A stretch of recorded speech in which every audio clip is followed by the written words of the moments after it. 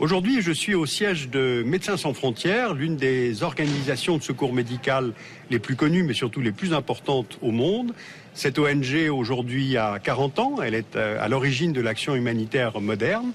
Et nous avons voulu saisir l'occasion de cet anniversaire pour vous montrer à quel point cette ONG est au cœur des relations internationales, dont elle est tout à la fois un produit et un acteur, et l'un des miroirs de l'histoire politique internationale de ces 40 dernières années. L'histoire de l'action humanitaire commence au début des années 70. En seulement quelques mois, le monde connaît plusieurs crises majeures qui suscitent d'importantes opérations de secours grâce notamment à leur médiatisation. Tremblement de terre au Pérou en mai 1970, un cyclone au Pakistan dans sa partie orientale en décembre de la même année, la sécession du Pakistan oriental qui devient le Bangladesh en 1971, et puis la guerre du Biafra au Nigeria, que l'histoire retient comme l'épisode fondateur de Médecins sans frontières. Alors parlons un moment de ce conflit. Vous voyez ici une carte du Nigeria. En mai 1967, le colonel Ojukwu, un officier biafrais, annonce l'établissement de la République du Biafra avec Enugu pour capitale. Pour comprendre ce mouvement sécessionniste, il faut rappeler que cette région est celle du peuple Igbos, qui forme environ 19% de la population du Nigeria à l'époque, et qu'elle recèle près de 2/3 des gisements de pétrole du pays, autrement dit l'essentiel des revenus du Nigeria. Alors la réponse du régime nigérian est sans nuance, il s'agit de briser les sécessionnistes, de les priver de leur soutien populaire. Lagos impose un blocus total au Biafra, ce qui plonge la population dans une situation de famine. En 3 ans, le conflit armé au Biafra, plus la famine, entraîne la mort de 2 millions de personnes. Et comme cette époque des années 70 est aussi celle du développement, du grand reportage, cela va aider à placer le Biafra à la une des médias, en générant l'émotion des opinions publiques encore peu habituées à ce type d'image. Voilà, je sais. Je sais, ces images sont insupportables. Pourtant, l'aide peine à arriver sur place car le conflit se déroule à l'intérieur des frontières du Nigeria. Or, dans la mesure où le gouvernement de Lagos refuse toute présence étrangère et où le droit international interdit de s'ingérer dans les affaires intérieures d'un État, les acteurs publics de l'aide internationale sont bloqués. Eh bien, c'est justement cette paralysie des acteurs institutionnels qui pousse alors quelques médecins français issus de la Croix-Rouge et d'autres spécialisés dans la médecine d'urgence à imaginer d'autres voies pour porter secours aux populations victimes de conflits, de famines ou de désastres naturels. Réunis à Paris, le 21 décembre 1971, par la revue médicale Tonus, ils créent alors une association qui va s'appeler Médecins sans frontières.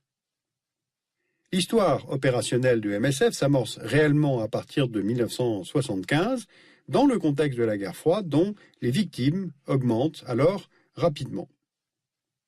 Sur cette carte du monde de 1975, vous voyez en bleu les pays membres de l'OTAN et leurs alliés, en rouge les membres du pacte de Varsovie et les États à régime pro-soviétique, et puis nous plaçons maintenant sur la carte ce qu'on appelait alors les guerres périphériques, c'est-à-dire des conflits de type guérilla ou guerre civile, par lesquels se joue l'affrontement entre l'URSS et les États-Unis. Au Mozambique ou en Angola, par exemple, les régimes pro-soviétiques de Maputo et de Luanda se heurtent au mouvement de guérilla soutenu par les Américains. En sens inverse, dans les pays d'Amérique centrale, où les régimes au pouvoir sont alliés aux États-Unis, les soviétiques se rangent aux côtés des rébellions marxistes, comme celle des sandinistes au Nicaragua. Ces conflits ont un autre point commun, ils se déroulent tous à l'intérieur des États, et ils provoquent tous, ou presque, d'importants exodes de réfugiés. Le nombre de réfugiés est passé de 3 millions de personnes en 1976 à 11 millions en 1983, et 90% d'entre eux fuyaient des régimes communistes. Pour Médecins sans frontières, les conflits de la guerre froide deviennent donc un terrain d'action privilégié. Car si les acteurs publics sont le plus souvent empêchés d'intervenir, ces sans-frontiéristes, eux, revendiquent leur neutralité sur le terrain et leur indépendance. Ainsi, ils peuvent agir à la fois au titre du droit des populations au secours, mais aussi au nom des droits de l'homme. Eh bien, c'est ce qu'ils vont faire pour la première fois à l'occasion du conflit cambodgien. 17 avril 1975, le régime Khmer Rouge de Pol Pot prend le pouvoir à Phnom Penh. Une première vague de réfugiés fuit le pays pour aller en Thaïlande, dans les camps situés le long de la frontière. Pour y intervenir, les médecins de MSF se limitent alors à accompagner d'autres organisations, comme par exemple International Rescue Committee, dans le camp de Aranya Pratet. 4 ans plus tard, en 1979, l'arrivée de l'armée populaire vietnamienne à Phnom Penh provoque une deuxième vague de réfugiés qui rejoignent cette fois les camps de Cao Dang, Sakeo, Kamput et Mai Rut. Le HCR évoque alors la présence de 300 000 réfugiés cambodgiens à la frontière thaïlandaise. Alors face à l'ampleur des besoins, MSF décide cette fois de mettre en place une véritable architecture opérationnelle, médicale et logistique. Peu à peu, MSF prend tout en charge, les soins, la vaccination, l'eau, l'hygiène et même les abris ou la nutrition. Eh bien, c'est cela qui constitue, depuis, la base de sa puissance. Parallèlement, le témoignage des réfugiés cambodgiens sur les atrocités qui se déroulent au Cambodge conduit aussi les dirigeants de MSF à renoncer pour la première fois à leur engagement de confidentialité. En février 1980, ils lancent la Marche pour la survie du Cambodge, un convoi d'aide voulant franchir la frontière entre la Thaïlande et le Cambodge, afin d'alerter l'opinion sur ce qu'ils pensent être une famine au Cambodge. C'est donc à partir de là que la prise de parole publique devient pour MSF une modalité de l'action à part entière. Cela devient même un devoir quand MSF est le seul témoin de violations de droits de l'homme.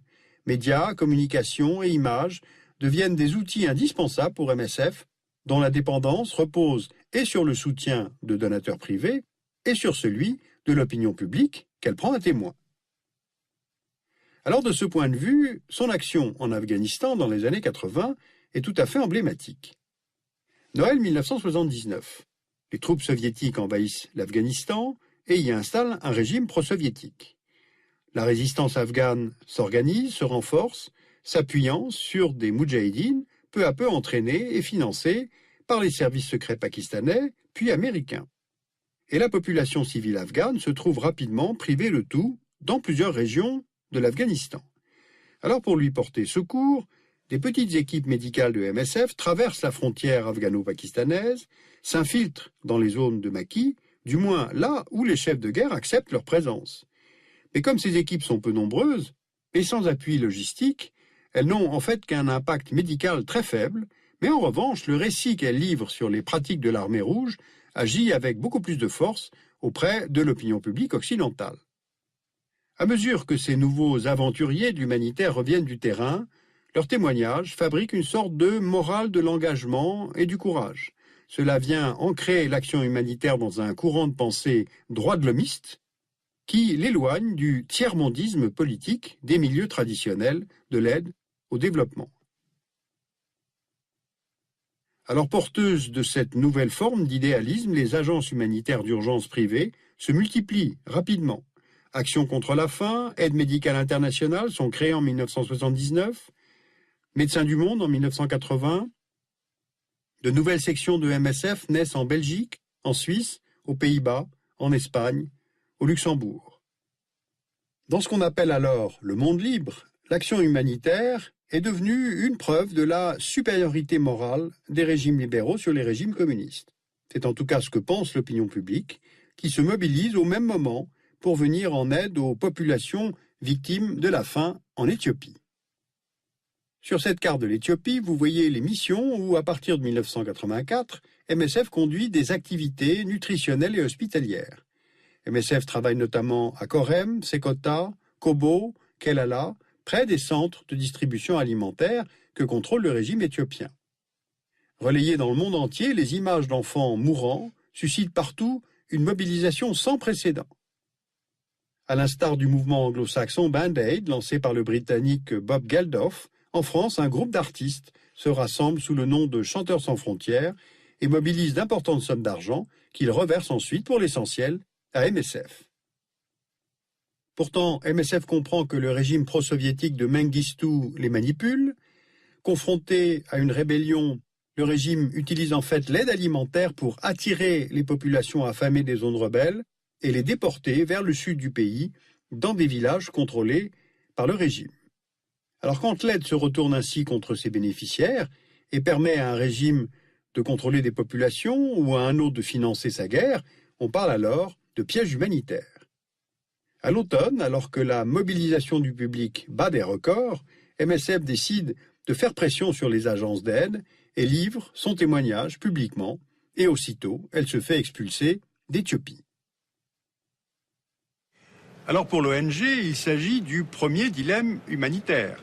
Les termes du dilemme sont à peu près les suivants. Soit continuer à soigner les victimes et alors on court le risque indirectement d'être le complice des bourreaux, soit témoigner pour mettre fin aux exactions et alors on court le risque de laisser les populations sans assistance. Alors que faut-il faire? Privilégier l'éthique médicale ou les droits de l'homme? Les soins ou le témoignage? Cette question est évidemment tout à fait centrale puisque l'humanitaire devait en principe réconcilier ces problématiques. Alors dans un prochain volet, nous allons voir si dans le monde des crises et des guerres actuelles, il est possible de résoudre ces contradictions et ces dilemmes. Alors je vous conseille vivement de lire la biographie qui a été consacrée à Médecins sans frontières par Anne Vallès aux éditions Fayard. Vous pouvez lire aussi le livre de Jean-Christophe Ruffin, L'aventure humanitaire, collection découverte chez Gallimard. Et sur le site du Dessous des cartes, vous trouverez aussi beaucoup de références sur cette problématique humanitaire en langue française et en langue allemande.